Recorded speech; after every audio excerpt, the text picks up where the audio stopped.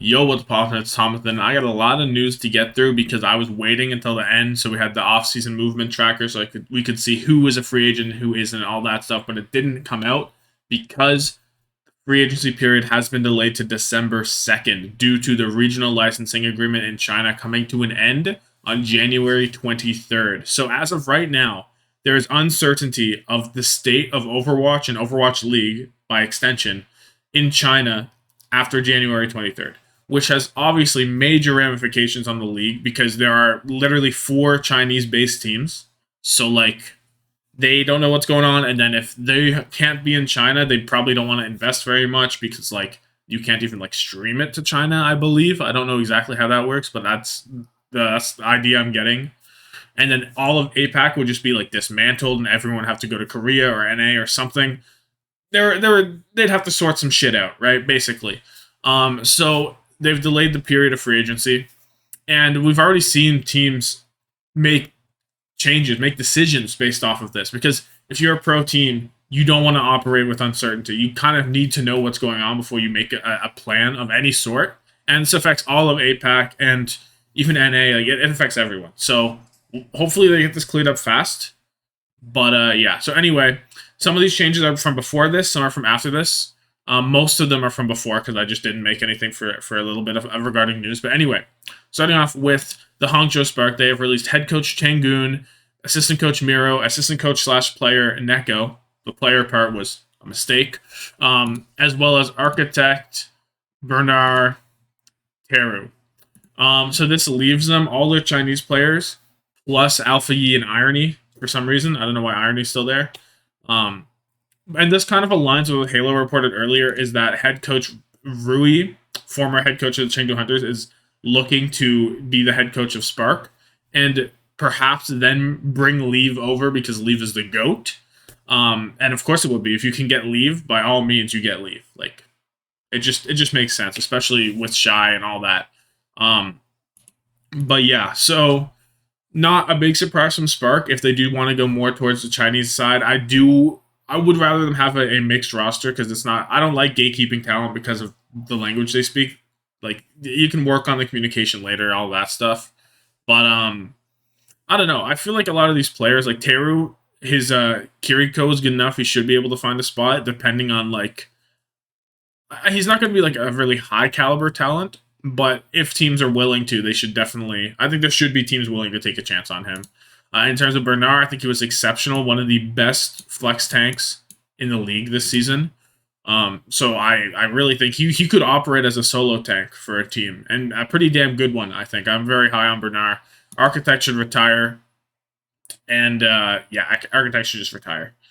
I don't know what Changun does. He has his magic, so maybe he finds another job because he's Changun, but who knows? Anyway, now, Toronto Defiant. So, as we know, they picked up Castores. I did make a video on this with Frags earlier, but they have officially released a lot more now. They've released Twilight, although Muse, assistant coach Yang 1, Finale, Chorong, Papa, and the other assistant coach Docs. A lot of stuff going on there. So they have no one on the team right now. Straight up, they don't have anyone on the team. They just have Castores being the head coach. So this heavily implies full Western to me. If you were even going mixed, you would keep Chorong, right? Or you'd keep Hoppa or something. Because before, when I made this video yesterday, because I made this video yesterday and then all this stuff came out, and I was like, oh, I should probably wait till tomorrow. I was like, oh, you know what? You have Chorong, Hoppa. Those are pretty decent pieces to hang around if you want to go mixed. But with them gone, you're not going to find better replacements than Chorong, no matter what. So I fully expect a full Western roster.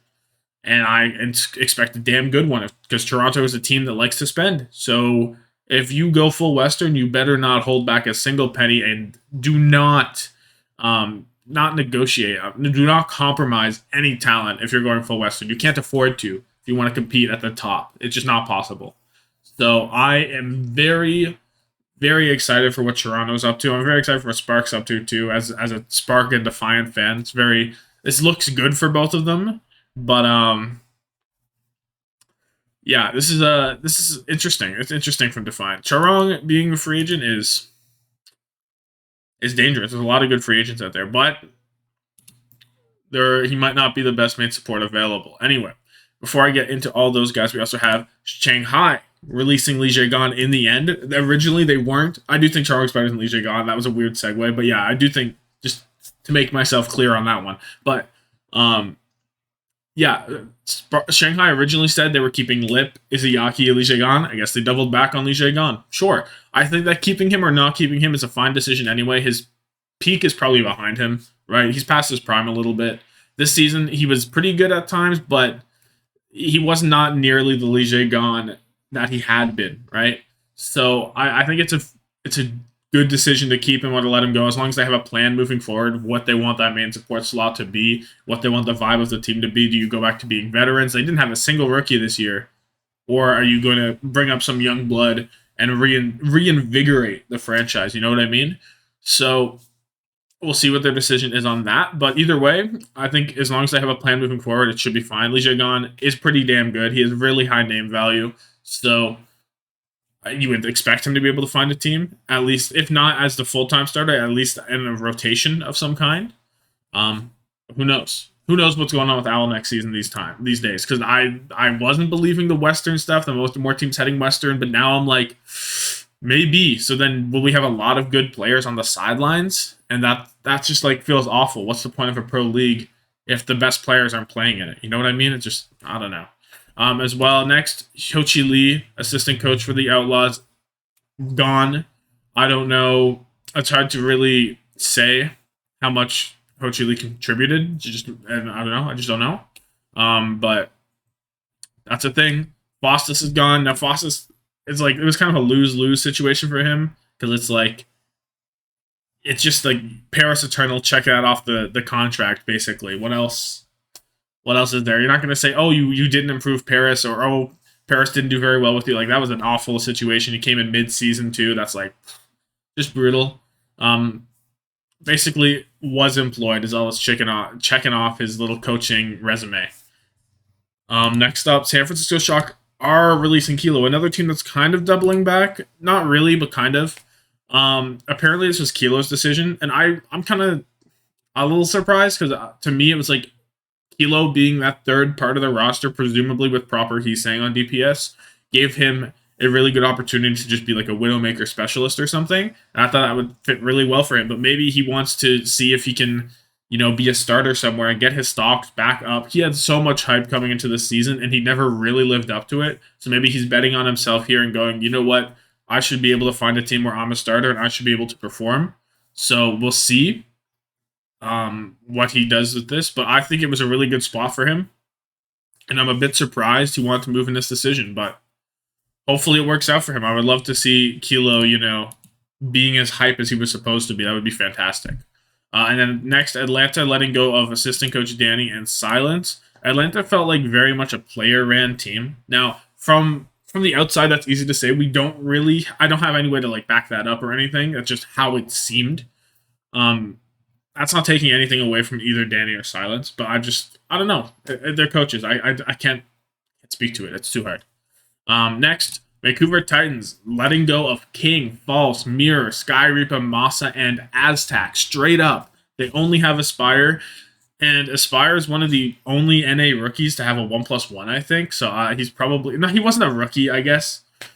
Maybe he had a 2+1, but he was one of the only NA players that was recently signed to get a 1+1. Like, if I'm thinking like AT, most of AT just had a 1+0. He had a 1+1, I guess. So he's just stuck in Vancouver jail for a bit. And if you're Vancouver, of course you keep Aspire. You build around Aspire. You're not getting better than him. You're Vancouver Titans. Hopefully you build around him so that if he kills 6, they can win the team fights. Yeah, 6. You can lose 5. I don't know. I think that because a lot of teams seem to be moving Western, a lot of these players could find something other than like, well, Aztec's not Western and Masa's retiring, but everyone else could. Even though they didn't play that well, if that's the whole thing. If the Western rumors are true and teams are moving Western, even a player like False will be able to find a new team. That's the level of caliber people are saying Owl's going to be. I don't know. I don't like that. False did not play well enough to get another job next season, unless someone wants to take a chance on him. That's the only reason why I say that. It's simply Western buff. That's it. And next, Washington Justice. The whole roster, the whole coaching staff, they're just fucking gone. Removed. Decay, Assassin, Krillin, Kalios, Opener, gone, done, dusted. And honestly, even though there are some really good pieces on this roster, just fucking blow it up. Washington needs to blow it up. You've been too bad for too long with two good players. Just blow it up. I 100% agree with this. Yes, you could have kept some players and built around the talent, but it just hasn't worked out. Yeah, you're getting a new GM. Let him grow it up from the bottom. Who cares? Let the new GM go crazy. Just blow it up. That's a completely right decision. All of these players are pretty good. I think Krillin had a much better showing than I expected. Decay still is Decay. At the end of the day, as much as people want to clown on him, he had extreme carry moments, and I want to see him on an actual good team for once. And whether, I don't know, maybe he's not allowed to be on a good team. Who knows? Opener was good. Kalios is probably Kalios Assassin. Not too high on either of Kalios or Assassin, but Kalios has been kicking around for a while now, so he can. We'll see what he does next. And then not finally, there's two more actually. Well, there's just one more. Solar letting go of the fucking team. Fitz, Smurf, Iris, and Vandame are all gone. Straight up.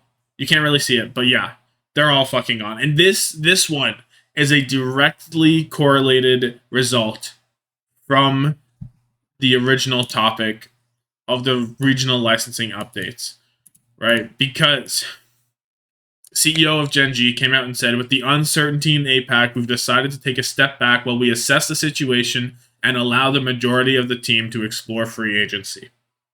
They only have Profit and Stalker still under contract. We can't say enough about how great our players are. We hope for a speedy resolution. This is insane. You have taken, like this as a direct result, this uncertainty directly resulted in the best team in the APAC region, like overall in the season, to basically blow up. SMURF, Vandame, both of them 100%. You can argue Iris and Fitz should have been gone anyway. You can make an argument there. But there's zero world where if this team is committing to another good season, you give away Smurf and Vandame. It just doesn't happen. It just doesn't happen.